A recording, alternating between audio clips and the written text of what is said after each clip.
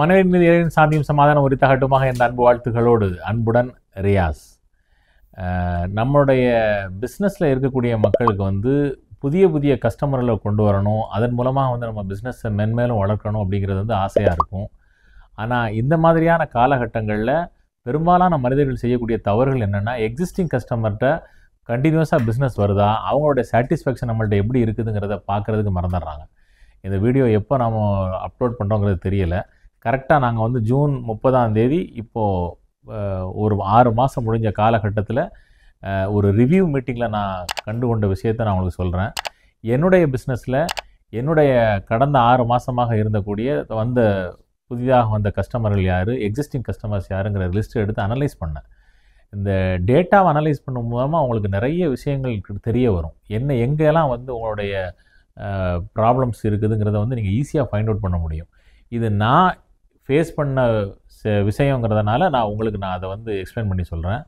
6 மாதத்துக்கு உண்டான டேட்டாவை எடுங்க. அந்த 6 மாதத்தில் எந்தெந்த கஸ்டமர்கள்லாம் உங்களுக்கு ஆர்டர் தந்திருக்காங்க, இதே காலகட்டத்தில் போன வருஷத்தில் உங்களுக்கு கம்ப்ளீட்டாக வந்துருங்க கஸ்டமர்கள் மொத்த டேட்டா என்ன, அந்த கஸ்டமர்கள் எல்லாமே இந்த 6 மாதத்தில் ரிப்பீட் ஆகியிருக்காங்களா இல்லையா, ஆகலைன்னா என்னங்கிறத முதல்ல அதை பாருங்கள்.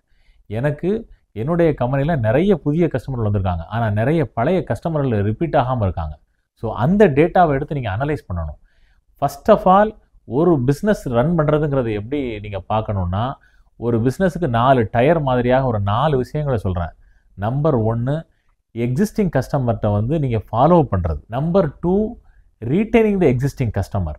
Number 3 reactivate the old customer. Number 4 ask referral from the sustained customer. இந்த 4 டயர் தான் வந்து உங்களுடைய பிஸ்னஸ் ரன் பண்ணக்கூடிய 4 டயர். இதில் யாருமே புது கஸ்டமர் கிடையாது. ஸோ உங்களுக்கு முதல்ல நாம் செய்ய வேண்டியது ஃபாலோ அப் ரொம்ப முக்கியம். ஃபீட்பேக்கு கேட்குறது ரொம்ப ரொம்ப முக்கியம். இங்கே வந்து யூஏஇயை பொறுத்த வரைக்கும் கஸ்டமர் ஹாப்பினஸ் சென்டர் அப்படின்னு சொல்லி ஒரு டிபார்ட்மெண்ட்டையே க்ரியேட் பண்ணிட்டாங்க. அது எப்படின்னா, கஸ்டமர்கிட்ட ஒவ்வொரு சின்ன சின்ன விஷயத்துக்கு கூட ஃபீட்பேக் கேட்குறாங்க.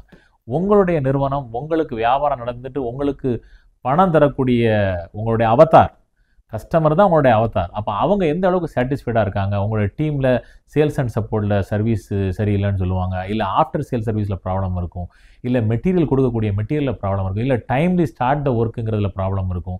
எதில் ப்ராப்ளம், எந்த கஸ்டமருக்கு எப்போ வந்ததுன்னு தெரியாது. ஸோ ஃபீட்பேக் வாங்குறது, கஸ்டமர்கிட்ட வாங்குறது ரொம்ப ரொம்ப முக்கியம். கண்டினியூஸாக வந்து ஃபாலோ அப் பண்ணுறது மட்டும் இல்லாமல், எங்கிட்ட ஒரு கஸ்டமர் வாங்கிட்டே இருக்கிறாரு, ரெகுலராக ஒரே பொருளை தான் வாங்குறாரு, வேறு எங்கிட்ட 1000 பொருள் இருக்கும், அதை எப்படி நான் அவர்கிட்ட பண்ணலாம்? இதுக்கு தான் 2 விஷயமா சொல்லுவாங்க. ஒன்று அப்செல்லிங், இன்னொன்று கிராஸ் செல்லிங்.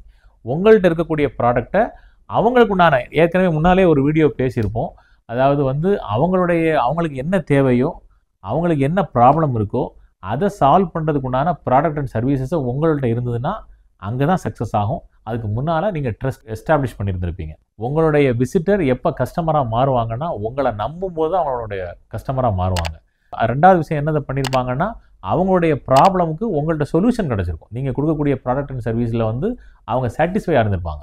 ஸோ இப்படி இருக்கக்கூடிய ஒரு கஸ்டமரை நீங்கள் ஒரு காலம் வந்து விடக்கூடாது. இதுக்கு இன்னொரு பிரெயின் ட்ரேசியோட ஒரு ஃபார்முலா எக்ஸ்பிளைன் பண்ணியிருந்திருப்பேன். சேல்ஸ் சக்ஸஸ் பை பிரெயின் ட்ரேசின்னு ஒரு வீடியோ பேசியிருந்திருப்பேன்.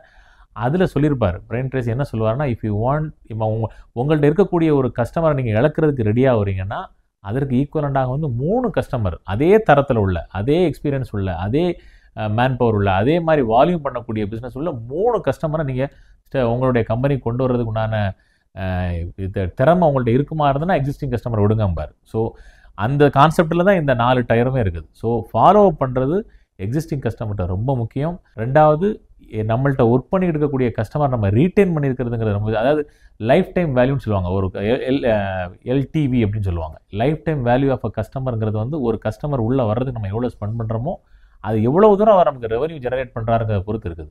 அந்த பர்டிகுலர் டீலில் வந்து நீங்கள் ப்ராஃபிட்டை பார்க்குறதுல நல்ல விஷயம். ஓவராலாக ஒரு கஸ்டமரோட வேல்யூ என்னங்கிறத பார்க்க தெரியணும்.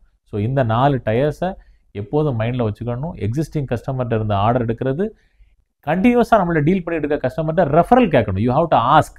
When you ask with the people, they will never say no. உங்களுக்கு ஹெல்ப் நீங்கள் இப்போ ஒரு மக்கள்கிட்ட கேட்டிங்கன்னா யாரும் வந்து இல்லைன்னு சொல்ல மாட்டாங்க. இப்போ தான் நமக்கு கூகுள் மேப்பெல்லாம், ஒரு காலத்தில் முன்னால் உள்ள ஏர்லி ஸ்டேஜ்லாம் எப்படின்னா, நம்ம வண்டியில் போகும்போது போகிற வழியில தான் லொக்கேஷன் கட்டுக்கிட்டே போவோம். அப்போ யாருமே வந்து லொக்கேஷன் சொல்ல மாட்டேன்னு சொல்லிலாம் யாரும் இருக்க மாட்டாங்க. ஸோ ஆல்வேஸ் ஹியூமன் நேச்சர் என்னென்னா, if you ask help people ready to support you.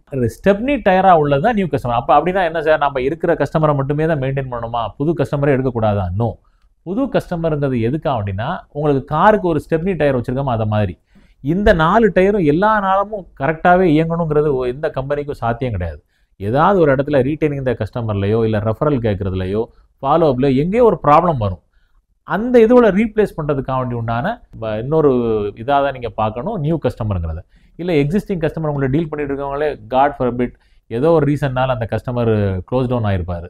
அப்போ அந்த கஸ்டமர் நான் திருப்பி போய் பார்க்க முடியுமா? முடியாது. அப்போ அவரை ரீப்ளேஸ் பண்ணுற மாதிரி ஒரு 3 கஸ்டமர் வந்திருக்கணும் இல்லையா? அது உங்களுக்கு ஸ்டெப்னி தேவை. அப்போ new customer is nothing but stepney. மற்றது எல்லாமே உங்கள்கிட்ட இருக்கக்கூடியதை வச்சே நீங்கள் மென்மேலும் உங்களுடைய வியாபாரத்தை வளர்க்க முடியுங்கிறது தான் இந்த இதிலேருந்து நான் சொல்கிறதுக்கு விரும்புகிறது. அரை ஆண்டுகளை கடந்துட்டோம். 2025 பாதி முடிஞ்சிருச்சு. இப்போ நீங்கள் முதல்ல இனிஷியல் ஸ்டேஜ்லேயே ஒரு விஷன் வச்சுருப்பீங்க, ஒரு கோல் வச்சுருப்பீங்க. அதில் 50% நீங்கள் அச்சீவ் பண்ணியிருந்துருக்கணும் அட்லீஸ்ட். அப்படி இல்லைன்னா இமிடியட்டாக நீங்கள் என்ன ஆக்ஷன் எடுக்கணுங்கிறதுல ஃபோக்கஸ் பண்ணுங்கள். இந்த வாரத்திற்கான கோட், எது ஒன்றை மனித மனம் முழுமையாக நம்பி அது கிடைக்கும் என்று முயற்சி செய்கிறதோ அதை நிச்சயமாக அடையும். நெப்போலியன் ஹில்லோட கோட். மற்றொரு காணொளியில் வேறொரு டாப்பிக்கோட சந்திப்போம். அன்புடன் ரியாஸ்.